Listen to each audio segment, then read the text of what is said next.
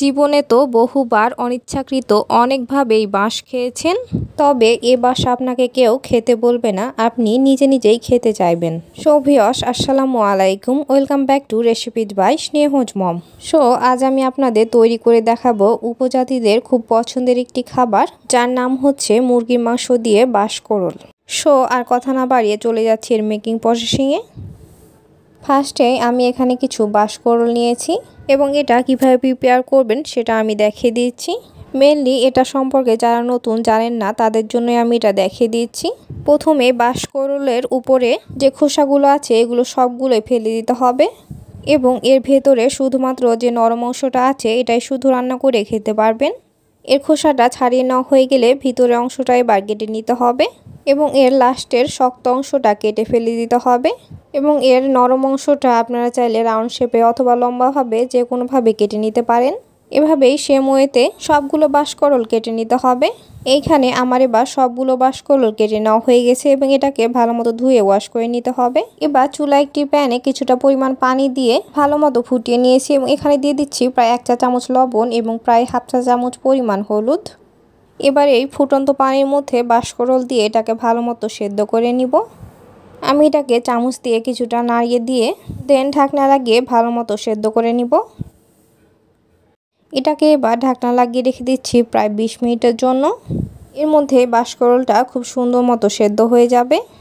এবার ফিরে আসছি ঠিক 20 মিনিট পর। বাঁশকরলটা সেদ্ধ হয়েছে কিনা আমি এবার একটি চেক করে দেখিয়ে দিচ্ছি। এটা কিন্তু ভেঙে যাচ্ছে এবং খুব সুন্দর মতো সেদ্ধ হয়ে গেছে। এটা কিন্তু এবার একটি স্ট্রেনারে ঢেলে নিতে হবে এবং এর মধ্যে এক্সট্রা পানিটা ফেলে দিতে হবে।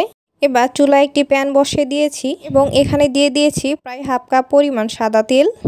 এবার এখানে দিয়ে দিলাম প্রায় 1.5 কাপ পরিমাণ কুচি করে নেওয়া পেঁয়াজ এবং দিয়ে দিচ্ছি প্রায় 4 থেকে 5টা কুচি করে নেওয়া শুকনা মরিচ, 3 পিসের মতো তেজপাতা এখানে দিয়ে দিলাম। এবার এই পেঁয়াজটাকে বেরেস্তার মতো একদম ব্রাউন করে ভেজে নিতে হবে। আচ্ছা, এইখানে বলে রাখি মুরগির মাংসে কিন্তু পেঁয়াজ এইভাবে ভেজে দিলে এর টেস্টটা অনেক গুণ বেশি বেড়ে যায়।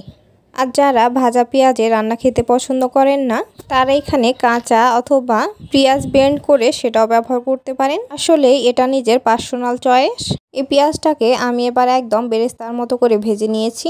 এবার এর মধ্যে দিয়ে দিচ্ছি প্রায় 1.5 টেবিল চামচ পরিমাণ আদা রসুনের পেস্ট। আদা রসুনের পেস্টটা দিয়ে এবার পানি ছাড়াই ভালো মতো কষিয়ে নিব। দেন এর মধ্যে দিয়ে দিলাম 1 টেবিল চামচ পরিমাণ লবণ, হলুদের গুঁড়া দিয়ে দিলাম 1 টেবিল চামচ পরিমাণ এবং ধনিয়া গুঁড়া দিয়ে দিচ্ছি 1 টেবিল চামচ পরিমাণ, ভাজা জিরে গুঁড়া দিয়ে দিচ্ছি 1 টেবিল চামচ পরিমাণ এবং মরিচের গুঁড়া দিয়ে দিচ্ছি 1 টেবিল চামচ পরিমাণ। ঝালটা আপনারা পছন্দ অনুযায়ী বাড়িয়ে কমিয়ে দিতে পারেন। এবার এখানে দিয়ে দিচ্ছি 1 টেবিল চামচ পরিমাণ গরম মশলা গুঁড়া। মাংস রান্নায় আমি গরম মশলা গুঁড়া দিতেই পছন্দ করি। সব ধরনের সুগন্ধি মশলা চুলায় একটু ভেজে দেন সেটাকে আমি ব্লেন্ডারে ব্লেন্ড করে রেখে দিই। এতে করে মাংসের মধ্যে থেকে খুব সুন্দর একটা ফ্লেভার আসে এবং সাশ্রয়ী হয় অনেক। এবার এই মশলাগুলোকে খুব সুন্দর মতো কষিয়ে নিতে হবে এবং মশলাটা যত বেশি ভালো মতো কষাবেন এর টেস্টটা কিন্তু ততটাই বেশি হবে। মশলাটা এবার আমার একদম ভালো মতো কষিয়ে নেওয়া হয়ে গেছে এবং এর তেলটা সম্পূর্ণভাবে উপরে উঠে এসেছে। এবার এর মধ্যে দিয়ে দিচ্ছি প্রায় 1 কেজি পরিমাণ মুরগির মাংস। এবার মাংসটাকে মশলার সাথে ভালো মতো মিশিয়ে নিতে হবে এবং এ সময় অবশ্যই চুলার আঁচটা মিডিয়াম হিটে রাখবেন, নইলে মশলাটা নিচে থেকে লেগে যেতে পারে।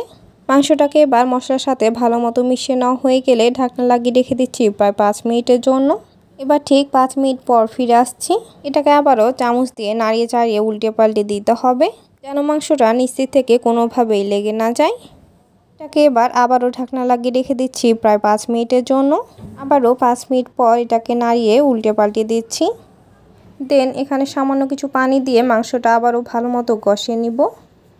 এর মধ্যে তেলটা এবার পুরোপুরি উঠে এসেছে। এটাকে আবার একটু নাড়িয়ে দিচ্ছি।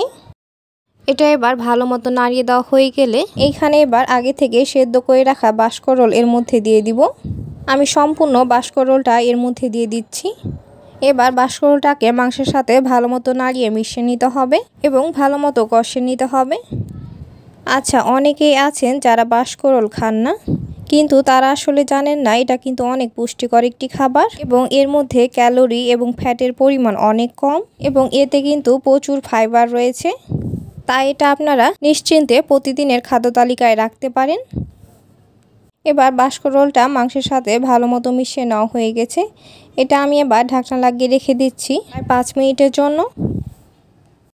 এবার ঠিক 5 মিনিট পর ফিরে আসছি। এর মধ্যে পানিটা এবার কিন্তু পুরোপুরি শুকিয়ে গেছে এবং তেলটাও উপরে উঠে এসেছে। এবার মাংসটা পুরোপুরি ডুবিয়ে এর মধ্যে পানি দিয়ে দিচ্ছি। আমি এখানে প্রায় 2 কাপের মতো পানি দিয়ে দিচ্ছি এবং পানিটা দেওয়া হয়ে গেলে একটি চামচের সাহায্যে ভালো মতো নাড়িয়ে দিচ্ছি। সো ভিউয়ার্স, আপনি এই চ্যানেলে নতুন হয়ে থাকলে অবশ্যই একটি লাইক দিয়ে দিবেন এবং চ্যানেলটি সাবস্ক্রাইব করে পাশে থাকবেন। এটা এবার ঢাকনা লাগিয়ে রেখে দিচ্ছি পুরোপুরি সেদ্ধ হয়ে আসা পর্যন্ত। এবার ফিরে আসছি ঠিক 10 মিনিট পর। ইতিমধ্যে রান্নাটা এবার পুরোপুরি রেডি। বাঁশকরলগুলো ভেঙে যাবে জন্য এই হ্যান্ডেলটা ধরে আমি একটু নাড়িয়ে দিচ্ছি। সো এই তো এবার তৈরি হয়ে গেল দারুণ মজাদার বাঁশকরল দিয়ে মুরগির মাংস। সো ভিউয়ার্স, রেসিপিটি ভালো লাগলে বাসায় একবার অবশ্যই ট্রাই করবেন এবং রেসিপিটি কেমন লাগলো অবশ্যই একটু কমেন্ট করে জানিয়ে দিবেন। So enough for today. সবাই সুস্থ থাকবেন, ভালো থাকবেন। এতক্ষণ সাথে থাকার জন্য সবাইকে অসংখ্য ধন্যবাদ। আসসালামু আলাইকুম। আল্লাহ হাফেজ।